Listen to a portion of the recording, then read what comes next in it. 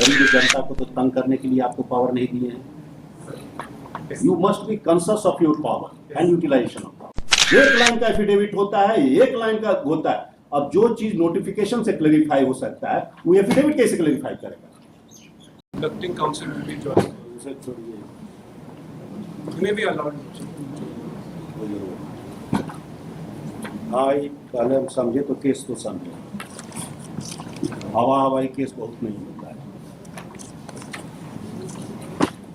पहले तो केस का इतना मोटा ही बना दिए हैं, रियल इशू से डेविएट कर जाते हैं, रियल इशू है नहीं कहीं। जरा ये सामने आइए तो आप कहाँ बीच में आ गए हैं, हमको इशू तो समझने दीजिए। आइए डीसी साहब, कौन है डीसी साहब? Where is the deputy commissioner? आया है ये नहीं आता आपको? आ गए गेट के पास में तो कहेगा बताने दी।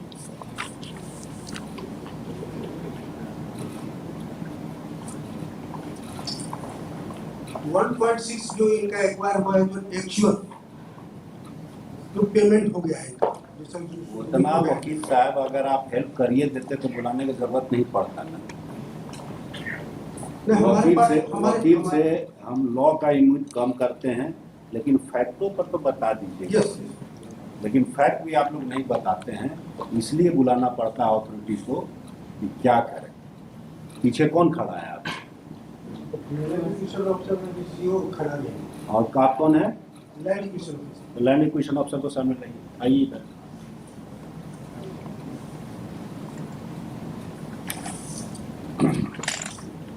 यहाँ पर जो लैंड इन डिस्प्यूट में है,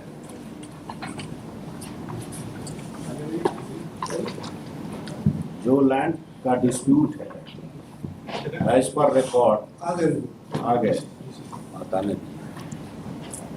कुछ लॉ समझे, उसकी फैक्ट समझे, उसके बाद लॉ समझे। कुछ फैक्ट का कंफ्यूजन रहता है, that's why I have to call you. एक जो डिस्प्यूट में हमारे सामने है, कोई नोटिफिकेशन मेरे सामने है, ठीक है। इस नोटिफिकेशन के हिसाब से जो महोलिया डिस्ट्रिक्ट है, महोलिया जो विलेज है, मौजा है विलेज जो भी है, मौजा विलेज में क्या अंतर है? रेवेन्यू विलेज हो गया तो मौजा हो गया, बस उतने हैं। तो उसको उतना करेक्शन में काहे लगे हुए हैं? तो क्वेश्चन पूछ रहे हैं उसको सुनिए। महोलिया में आपने 4 प्लॉट एक्वायर किया है एज पर रिकॉर्ड। एक्विजिशन का फाइनल नोटिफिकेशन देखिए, है शेड्यूल है आपके सामने।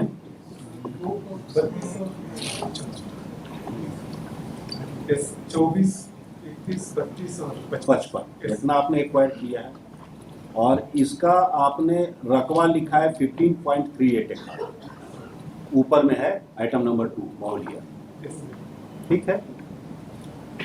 अब सवाल ये उठता है कि 32 नंबर में एज पर रिकॉर्ड हमको जो समझ में आ रहा है, 32 में 1 पॉइंट कितना है एकड़? 1.06 एकड़ है, इसका पेमेंट इनको कर दिएगा, ठीक है। What about the plot number 55? So plot number 55 में सर टोटल एक्वायर हुआ है 11.63। हाँ, तो वेदर ये पार्ट ऑफ, क्योंकि किस प्लॉट से कितना एक्वायर हुआ ये क्लियर नहीं हो रहा है। 55 प्लॉट नंबर से सर 11.63 एक्वायर हुआ। प्लॉट नंबर 55 कितना एक्वायर हुआ है? 11.63। 11.63। तो 55 नंबर में कितना रकबा है टोटल? 44.6। 44.6 है। Yes. तो बनाया हुआ है, सुविधा That is the confusion being created.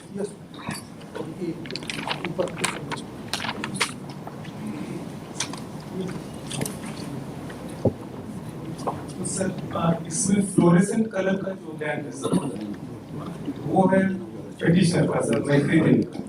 एक 55 का पार्ट है सर जो 5.7 एकड़, और 32 का जो है सर 1.06। वो 1.06 जो है सर वो एक्वायर्ड है। तो ये प्लॉट नंबर 55 से आप एक्वायर नहीं किए, इसका मतलब इनका पार्ट का एक्वायर नहीं हुआ सर, वो खाली है सर, उसमें एक्वायर नहीं हुआ, यूज भी नहीं हुआ। तो ये नोटिफिकेशन में 55 का क्यों जिक्र है? 11.63 जो है सर वो गैर मंजूर मालिक का है सर। 55 में प्लॉट में कितना रकबा है, ये कैसे ही नोटिफिकेशन क्लियर कर रहा है? सर 55 प्लॉट ये जो नोटिफिकेशन आपके सामने है 11 फिक्सड 11.63 जो है सर। 18 मार्च 2016 का ये जो नोटिफिकेशन है, ये अंडर विच प्रोविजन है? ये फाइनल नोटिफिकेशन है, Yes, sir. आपके सामने है। अगर इनको सप्लीमेंट आइए दे दीजिए लास्ट वाला एफिडेविट,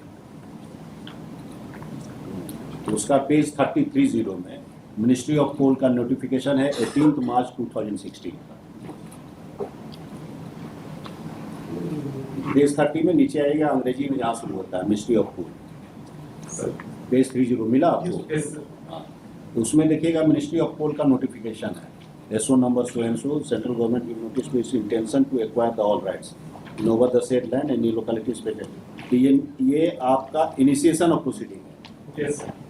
इस इनिशिएशन ऑफ प्रोसीडिंग में आपने जो दिया है, हेलोंग बुर्मू का थाना नंबर इतना, रांची का इतना, मोहलिया का है थाना नंबर 3 एकड़ 15.38। Yes, sir.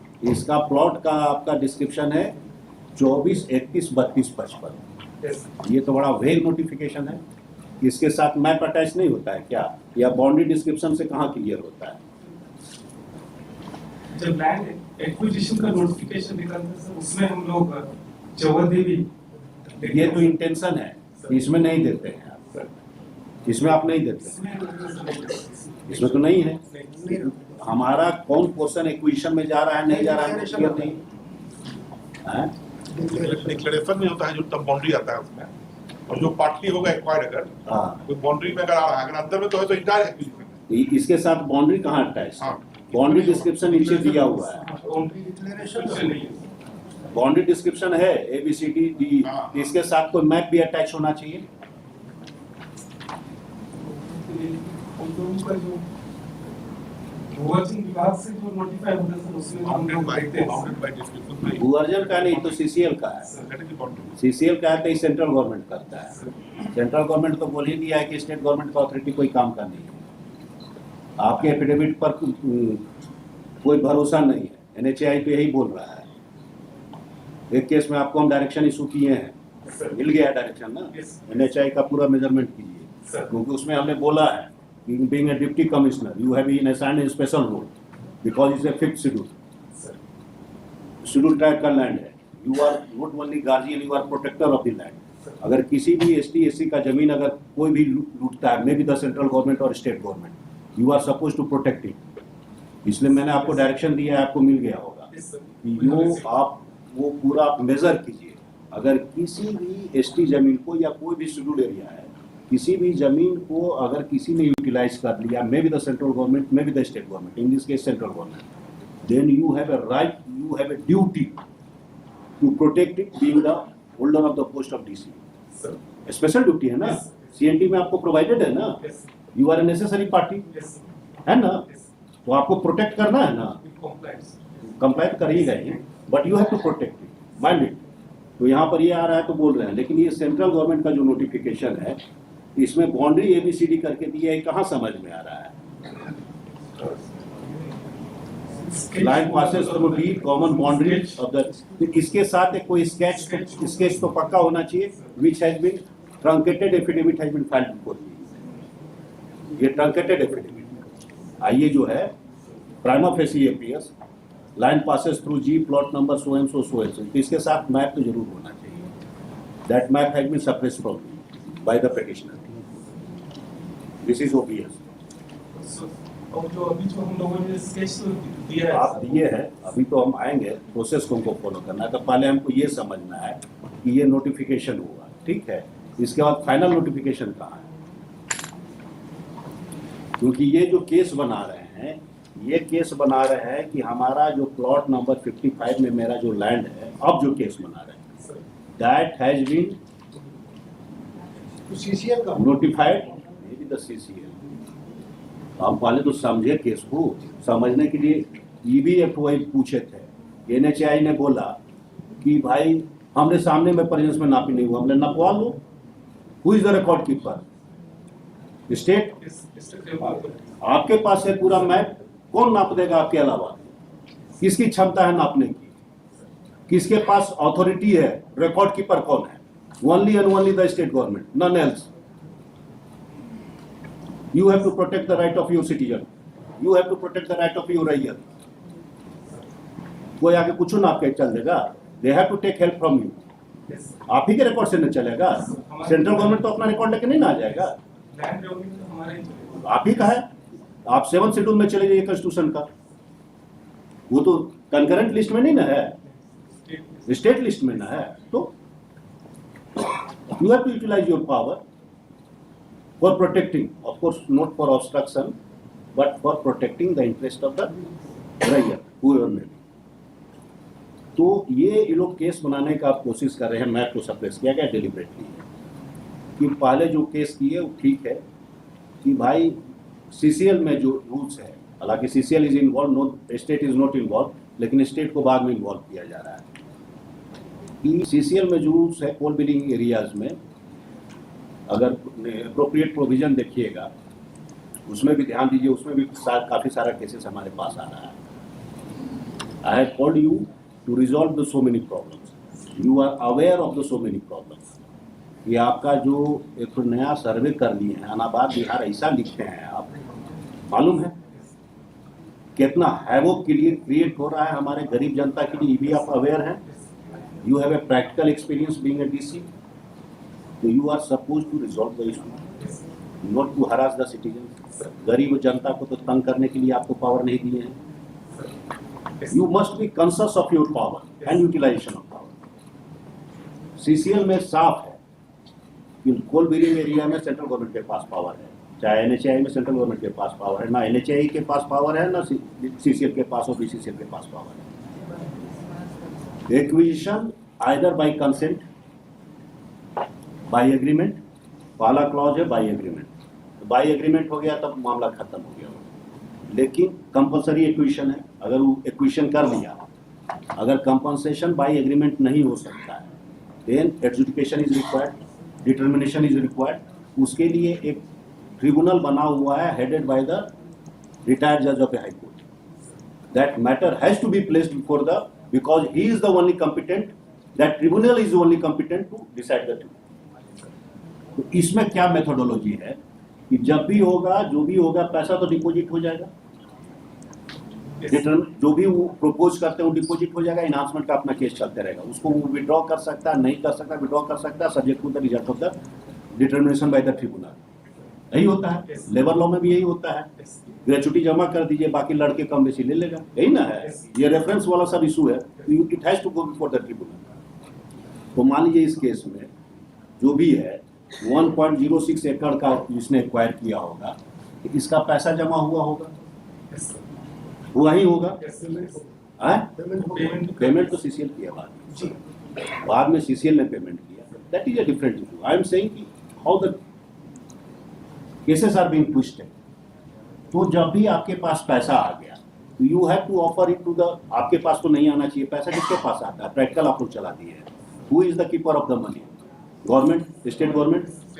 आप ले लेते हैं पैसा, तो वो आप तो पैसा रिटेन नहीं कर सकते, एक दिन भी नहीं रिटेन कर सकते हैं। या तो आपको तुरंत देना है, जिसका भी है उसको आपको तुरंत ऑफर कर देना, वो ले चाहे नहीं ले, और उसको बता देना है कि अगर आपको जो भी डिस्प्यूट होगा आप ट्रिब्यूनल में चले जाइए फॉर डिटर्मिनेशन और फॉर इनहांसमेंट, क्योंकि डिटर्मिनेशन होगा पहले, इनहांसमेंट तो बात की चीज़ है। डिटर्मिनेशन का पावर अथॉरिटी के पास नहीं है। दो ही मेथड है डिटर्मिनेशन का, either by the agreement between the रैयत एंड द सीसीएल अथॉरिटी या सेंट्रल गवर्नमेंट व्हाटएवर में भी, और determination by the tribunal headed by the retired high court जज। यही है, दूसरा को डिटर्मिनेशन का पावर नहीं है। Country to land acquisition act, जहां पर भी कि आपको अवार्ड बनाने का पावर है, you have to power to determine subject to the reference. अगर कोई डिस्प्यूट आता है तो रेफर हो जाएगा, है ना। तो पैसा आपने रिटेन कर लिया, ठीक है। अब इन्होंने केस बनाया है कि 2 प्लॉट जो 32 और 55 है, 32 तो हमारा एक्वायर हुआ, उसका हमको पैसा मिल गया, लेकिन 55 भी मेरा नोटिफाइड हो गया है, तब इसको गवर्नमेंट डी नोटिफाई कर। बात समझ गए ना? तो whether it has been notified or not notified, there are so many types of affidavit. Affidavit में बाद में जाएंगे, क्योंकि affidavits are sometimes contrary to the record. अगर contrary to the record affidavit है, then I have to go for the inquiry and false affidavit का case करना पड़ेगा. Then I will be landing in the area of false affidavit. बात समझ रहे हैं ना? अगर it is contrary to the record, record तो हमको दो ही चाहिए. Once one है final notification intention और दूसरा है final notification, दोनों कंप्लीट होना चाहिए. Showing what land has been intended to be acquired or what land has been actually acquired. ये चीज हमारे रिकॉर्ड में नहीं है. Affidavits are so many, but final notifications are not there. ये तो CCL को करना चाहिए, लेकिन CCL भी नहीं कर रहा है. They are the record keepers. या तो CCL भी नहीं है, central government is the appropriate authority. Central government को पार्टी नहीं बनाते हैं. Is the central government party? है?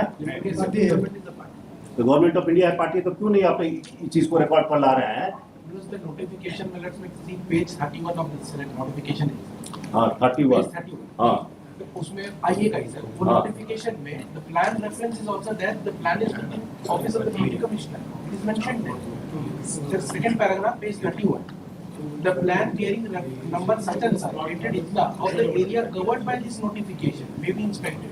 So the plan is Page there. 31. Area covered. तो प्लान जिसके पास है, हमको उससे मतलब Plan नहीं is है. there.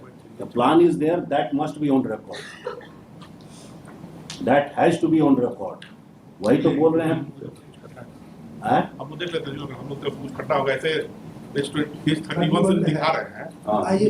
मेहुलिया में क्या है कि टोटल एरिया जो एक्वायर होना है 15.38 एकड़. हाँ वो तो दिख और रहा उसका है. नीचे देखा जाएगा मेहुलिया का दिया हुआ है कि 24, 31, 32, 55 हाँ. 4 प्लॉट मिला के हमको 15.68 हाँ. 15.38 और 15.38 जो इनका है, जो सेंट्रल गवर्नमेंट की तरफ से दिखा रहे थे, ये पूरा मिल रहा है. तो ये रिकॉर्ड पर कहाँ है? इसी का हाँ, कंफ्यूजन हाँ. क्रिएट किया जा रहा है. इसको फाइल करवा देते हैं. वही तो आपको बार बार बोल रहे हैं कि पेटिशनर एक कंफ्यूजिंग एफिडेविट देता नहीं, है. इन लोगों को फाइल करना चाहिए. पेटिशनर इतना मोटा हो गया है महाराज, 2 लाइन का केस नहीं है, हाँ 2 लाइन का केस है, 2 नोटिफिकेशन, तीसरा नोटिफिकेशन का रिक्वायरमेंट नहीं. If as per notification land has been acquired, payment has to be Yes. Paid, process चलेगा. अगर land as per notification acquire नहीं हुआ, यूटिलाइज हो गया, यहाँ दोनों केस में नॉट एक्वायर्ड बट यूटिलाइज्ड, तो जहाँ लैंड यूटिलाइज हो चुका है वहाँ तो भी आपको कंपनसेशन देना पड़ेगा. तब हम मेजरमेंट में जाएंगे. So it's a case of demarcation. कि हम मेजर करवा लेंगे. अगर land has been actually utilized, then you have to go through the process और कंपनसेशन आपको देना पड़ेगा, देना ही पड़ेगा. यही 2 चीजें. इसमें 2 लाइन का केस है. इनका है कि 32 और 55 हमारा एक्वायर्ड हुआ है, नोटिफाई हुआ है, ये इनका कहना है. और जो है नोटिफाई हुआ उसका पैसा दीजिए, नहीं तो हमको जमीन डीनोटिफाई कर दीजिए. This is the simple prayer made by the petitioner. This is the 1 line prayer. इतना मोटा एफिडेविट आज तक क्यों चल रहा है? इतना ऑर्डर शीट क्यों चल रहा है? इतना ऑर्डर शीट क्यों चल रहा है 1 लाइन का एफिडेविट के लिए और एक इशू के लिए?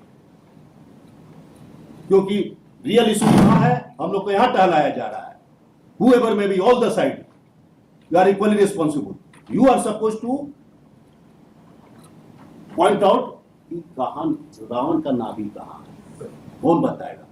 सर जॉइंटली जो है हमारे सीसीएल के लिए और डिस्ट्रिक्ट कि हमको आपसे मतलब नहीं है.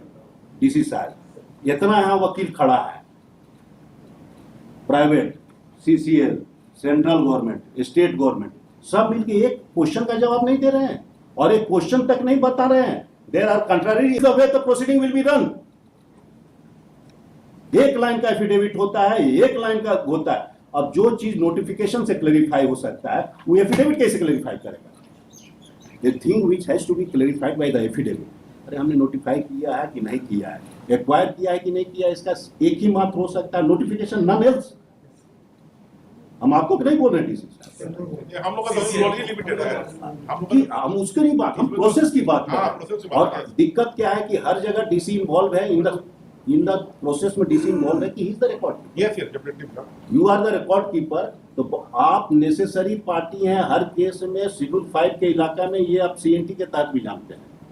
You are the necessary party in all land cases जहां पर भी इन्वॉल्वमेंट आ जाता है. सिविल सूट में तो ये है, 71 में है ये है, और यहाँ भी हो जाइएगा। बिकॉज जहाँ लैंड एक्विजिशन का मैटर आ जाएगा डीसी का, हमको DC means your office, may be through land acquisition, may be CEO और additional collector, whatever may be, they are all controlled by you. तो हमको वहाँ से प्रॉपर हेल्प चाहिए, so that there should be no confusion. Any confusion created by authority has to be nullified. The petitioner has to be nullified at the first instance. और यही हम बार बार की सरकारी वकील को भी बोल रहे हैं कि कम प्रिपेयर, पहले घर में बैठ के एक दिन सोच लीजिए, 1 घंटा सोच लीजिए, 1 मिनट सोच लीजिए कि where is the real dispute. हम बार बार बोल रहे हैं कहाँ रियल डिस्प्यूट, पॉइंट आउट कीजिए, केस खत्म। अदरवाइज ईयर्स टुगेदर बहस करते हैं, देख रहे हैं ना। अब खोजने जाएंगे तो हमको एक नहीं मिलेगा, हम इतना खोजने में मास्टर नहीं है। एफिडेविट पर एफिडेविट, और एफिडेविट क्या है फिर आपको बता रहे हैं। अब केस क्लोज कर रहे हैं आज के लिए, 2 हफ्ते के बाद डेट दे देंगे। इनका पिटिशनर का केस है कि ये 2 प्लॉट नोटिफाई हुआ, ये 2 प्लॉट मेरा है और हमको कंपनसेशन मिलना चाहिए। आया, खाली एफिडेविट चल रहा है, आया कि भाई आपका 32 नंबर में 1.06 एकड़ एक्वायर किए हैं, इसका पैसा देना है। हुआ कि पैसा स्टेट गवर्नमेंट के पास जमा है, तो कोर्ट ने सिंपैथेटिक व्यू देते हुए कि 90 प्लस की लेडी है, तो हुआ कि भाई आप पैसा दे दीजिए, बाद में स्टेट से एडजस्ट कर लीजिएगा। These are the justice we have done. लेकिन डिस्प्यूट फिर वही एक्वायर क्या हुआ, which is clarified only and only by the notification, none else। और अगर कंफ्यूजन आता है कि नहीं भी नोटिफाई हुआ है बट यूटिलाइज हो गया है, अगर ये हमको कंप्लेन आता है, ये आता है, हो जाता है कि हमारा नोटिफाई नहीं हुआ बट यूटिलाइज हो गया, देन हम आपको डायरेक्शन देते हैं मेथड में डिमार्केशन। यही 2 काम हम कर सकते हैं। तीसरा से तो हमको लेना देना नहीं है, तीसरा जगह हमको दिमाग भी नहीं लगाना है। बाकी अथॉरिटी बैठे हुए हैं, अगर डिटर्मिनेशन की बात होगी तो ट्रिब्यूनल बैठे हुए हैं, जो भी है बैठे हुए हैं। ये 1 लाइन का हमको ऑर्डर पास करना है, 1 मिनट का काम है। देख रहे हैं how the time of the high court has been wasted, how the time of the high court has been wasted. Sir हम लोग उठाने में तकलीफ होती है, इतना जरूरत ही नहीं था। हम लोग का लेकिन बहुत छोटा है स्टेट। मैं बोल रहे हैं ये जो नोटिफिकेशन है, दिस जो भी अब हमको नोटिफिकेशन से मतलब नहीं है। हम एक चीज हम अभी एडजर्नमेंट सुन तो लीजिए, हम अभी एडजर्नमेंट कर रहे हैं, हमको नहीं एफिडेविट से मतलब है। उस आईए का आप एक रिप्लाई फाइल कीजिए, बात क्लियर हो गई। Everything in black and white, there can't be any dispute, no dispute can be raised. Central government को बोला जाए, सेंट्रल गवर्नमेंट फाइल कर दिया, क्या चीज एफिडेविट मैप बना के फाइल कर दिया। मैप बना के नोटिफिकेशन ना होगा, आपके मैप का क्या नहीं, हम नहीं, जो गवर्नमेंट ऑफ इंडिया का जो मैप आया उसको फाइल कर दिया। नोटिफिकेशन का पार्ट होना चाहिए। हाँ, नोटिफिकेशन में डिस्क्रिप्शन है, पॉइंट ए से कैसे कैसे जाएगा। मैं हाँ। बाउंड्री वाल दिया था। ये पर्टिकुलर लैंड जो 1.06 एकड़ है, स्टेट को दे चुके थे, बोल के हम लोग डिस्प्यूट कर रहे थे। लॉर्डशिप सेड हम लोग इनको दे दिए, और 55 ये चीज क्यों नहीं क्लेरिफाई की था आज तक? इतना मोटा एफिडेविट क्यों हुआ? लॉर्डशिप स्टेट भी अपना एफिडेविट मैं में क्यों हुआ? हम इतना मोटा एफिडेविट की बात कर रहे हैं, क्यों हुआ? अगर 1 लाइन का केस था तो इस आईए का रिप्लाई सब फाइल कीजिए। I am concern with only, हम इतना नहीं देखने जा रहे हैं। आईए का रिप्लाई फाइल कीजिए, इशू इज नोन, 1 लाइन में ऑर्डर पास करेंगे। सिंस नोट नोटिफाइड तो डी नोटिफाई करने का कहाँ कंसेप्ट है? जी, आप डी नोटिफाई के लिए भी तैयार हो गए हैं? डी नोटिफाई कहाँ है? तो आप ऑर्डर शीट में ऑर्डर कैसे दिए डी नोटिफाई करने We said that it has not been notified. की? ऑर्डर कैसे दिए? आपकी डी नोटिफाई का प्रोसेस चलाइए। यूनियन ऑफ इंडिया को डायरेक्शन आ गया। हाँ तो होता है ना, क्यों डी नोटिफाई करने के लिए होगा भाई? प्रोविजन जब नोटिफाई नहीं हुआ है तो खाली कंफ्यूजन, एक्विजिशन के बाद जो नोटिफाई होता है वो एक अलग चीज है। और फिर कानून की बात करते हैं ना, ये काम के छोड़ दीजिए सीनियर एडवोकेट और बड़ा बड़ा वकील के लिए। नहीं हम तो आप सीधा सीधी फैक्ट पर रहिए, उसी का रिक्वायरमेंट है। बड़ा बड़ा फिलोसफी की जरूरत नहीं है। हम लोग का रोल हाँ तो फिलोसफी का फिर रोल की बात कर रहे हैं। हम लोग we will provide full assistance to this order. बस DC is the record keeper, हां जो बोला जाएगा उस पर हम लोग प्रोवाइड कर देगा। करना ही है। बस हमको उतना ही चाहते हैं कि there should be no confusion. और कंफ्यूजन को क्लेरिफाई करने की क्षमता या कैपेसिटी सिर्फ और सिर्फ डीसी के पास है, हाँ, ये- because he is a record keeper. Yes. और सारा चीज नोटिफिकेशन से कवर्ड है, प्रोसेस से कवर्ड है। कंफ्यूजन कहाँ हो सकता है, नहीं। डिस्प्यूट कहाँ हो सकता है? नोटिफिकेशन में कोई डिस्प्यूट नहीं हो सकता। डिस्प्यूट हो सकता है कि बियॉन्ड द नोटिफिकेशन यूटिलाइज हो जाएगा तो डिमार्केशन का केस हो जाएगा। Yes. डिमार्केशन का केस होगा तो अगेन एक्विजिशन जाएगा, जो भी होगा। तो जो लेकिन हम एक्वायर ही नहीं किए, एक्विजिशन के प्रोसेस में ही नहीं आया, उसको डी नोटिफाई करने का कहाँ सवाल उठता है? और हमको रोज बहस हो रहा है, क्योंकि सामने तो आएंगे नहीं वकील साहब कि रोज बहस कर रहे हैं कि ई एफिडेविट देखिए क्या एफिडेविट से फैक्चुअल मैट्रिक्स चेंज कर जाएगा, नोटिफिकेशन चेंज कर जाएगा। नहीं, सवाल और अगर नोटिफिकेशन चेंज हो रहा है तो it is a case of false affidavit. The officers has to go behind the बार।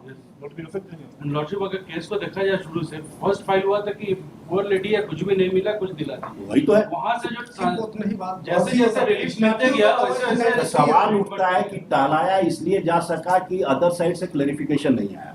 कुछ तो कारण रहा होगा, इतना मोटा हुआ है। रेज किया जा रहा है एवरी डेट इक्वल तो उससे क्या मतलब होगा? इशू रेज करने से क्या होगा? हम डिसमिस करेंगे, विद कॉस्ट डिसमिस करेंगे। तब आईए फाइल हो गया कि आइए फाइल करने से तो मेंटेनेबल नहीं है, तो नहीं है। जी अगर फर्स्ट डे में अगर क्लेरिफाई कर देते हैं कोई दिक्कत नहीं होता, कहीं कोई दिक्कत नहीं होता है। लिखिए pursuant to the last order dated so and so so so, 5th schedule 7th schedule और सीएनटी, इसमें डीसी को वो पावर है जो क्वीन एलिजाबेथ को हुआ करता है, और that power has been retained under the constitution. तो इतना पावर आपको दिया गया है, कुछ सोच के ना। You have to protect, you are the protector, you are a guardian. CNT में ही है ना, सारा सीएनटी में ही है। You are a guardian, you are a protector, है ना। Even a judgement, even a order passed by the apex court is nullity if it is in violation of section 46, है ना। हमारा जजमेंट 2 मिनट में 0 हो जाता है अगर 46 के वायलेशन में। Think about it, it is for utilization, not for misutilization. या आप non exercise of power, non performance of duty के लिए नहीं। तो आर्बिट्रेरी डिस्प्यूट और क्या कहते हैं इमेजिनरी डिस्प्यूट रेस करके सालों साल केस चलाते हैं, इतना मोटा ऑर्डर शीट कर देता है हाईकोर्ट का, किसी के लिए न्याय नहीं हो पा रहा है, खाली अन्याय हो रहा है, कोर्ट का टाइम वेस्ट हो रहा है। यहाँ पर बैठे हुए सिटीजन सब, यहाँ पर बैठे हुए एग्जामिनेशन वाला मैटर, किसी का केस नहीं हो पा रहा है, क्या लग्जरी लिटिगेशन में सालों साल लग रहा है। You are supposed to assist. Thank you. एक